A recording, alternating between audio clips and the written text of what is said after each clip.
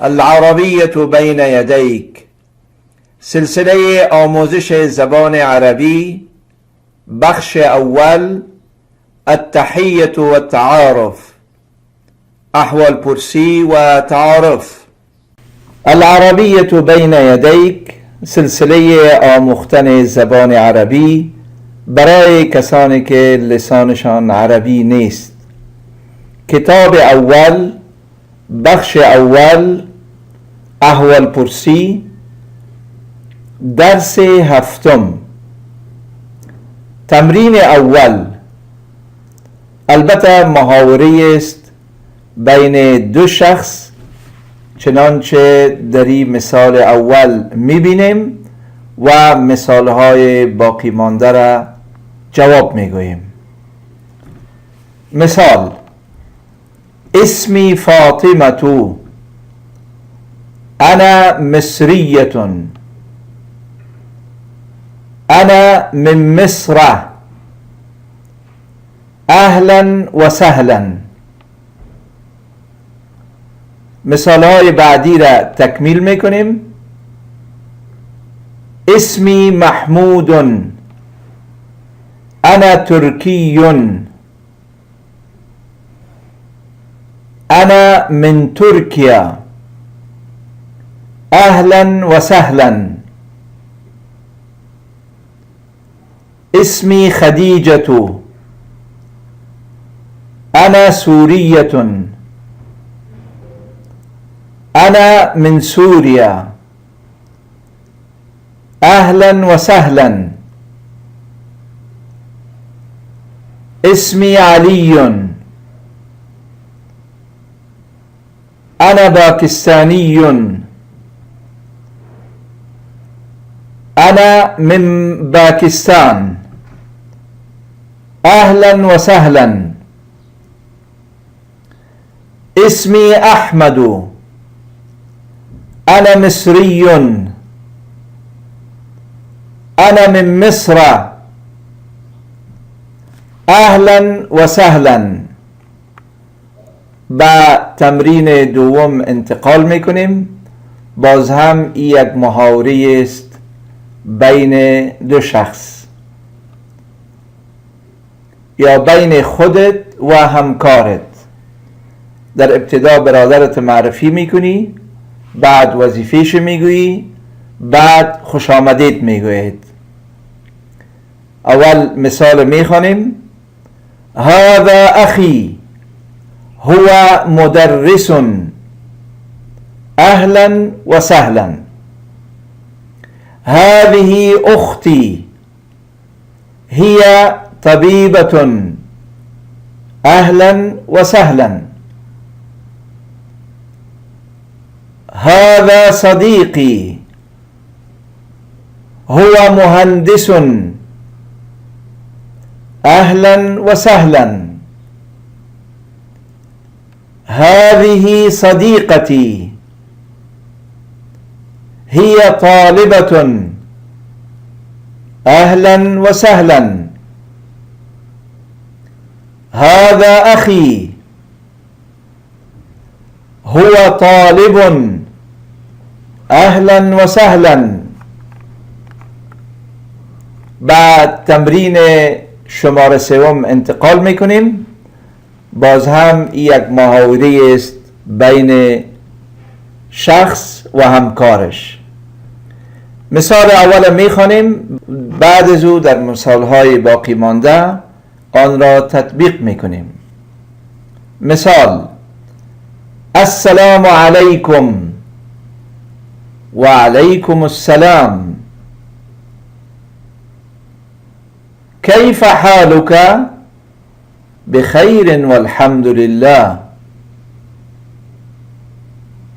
ما جنسیتک؟ انا باکستانی، اهلا و سهلا. السلام علیکم. و علیکم السلام. کیف حالک؟ بخیر والحمد لله. ما جنسيتك؟ أنا تركية. أهلا وسهلا. السلام عليكم. وعليكم السلام. كيف حالك؟ بخير والحمد لله. ما جنسيتك؟ أنا سوري. أهلا وسهلا. السلام عليكم. وعليكم السلام. كيف حالك؟ بخير والحمد لله. ما جنسيتك؟ أنا مصرية. أهلا وسهلا. السلام عليكم. وعليكم السلام. كيف حالك؟ بخير والحمد لله. ما جنسيتك؟ أنا تركي. أهلا وسهلا. بعد از آن به تمرین شماره 4 انتقال میکنیم. باز هم این یک محاوره است بین خودت و همکارت. در ابتدا از او میپرسی ما اسمک؟ در جواب میگوید اسمی بدر. اسمی بدر. من این انت؟ از کجا هستی؟ انا من ترکیه. ما از ترکیه هستم. هل انت ترکی؟ آیا تو ترکی هستی؟ نعم. بله انا ترکی. اهلا و سهلا. البته یک معرفی کوتاه بود که در ابتدا اسم میپرسیم و کشور میپرسیم و بعد از او خوش آمدید میگوییم. مثال های باقی مانده را تطبیق میکنیم. ما اسمک؟ اسمی اقبال. من این انت؟ انا من باکستان.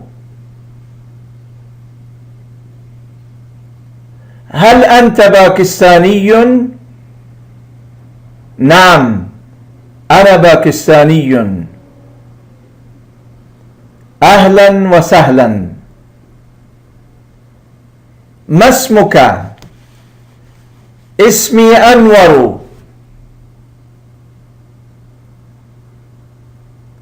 من اين انت؟ انا من سوريا. هل انت سوري؟ نعم انا سوري. اهلا وسهلا. ما اسمك؟ اسمي سعيد. من اين انت؟ انا من مصر. هل انت مصري؟ نعم انا مصري. اهلا وسهلا. با تمرین شماره 5 انتقال میکنیم. در اینجا بین دو شخص سوال و جواب صورت میگیره. البته شخص امرای همکارش. در ابتدا شخص خود معرفی میکنه. میگوید اسمی محمد. ما اسمک؟ نام من محمد است. نام شما چیست؟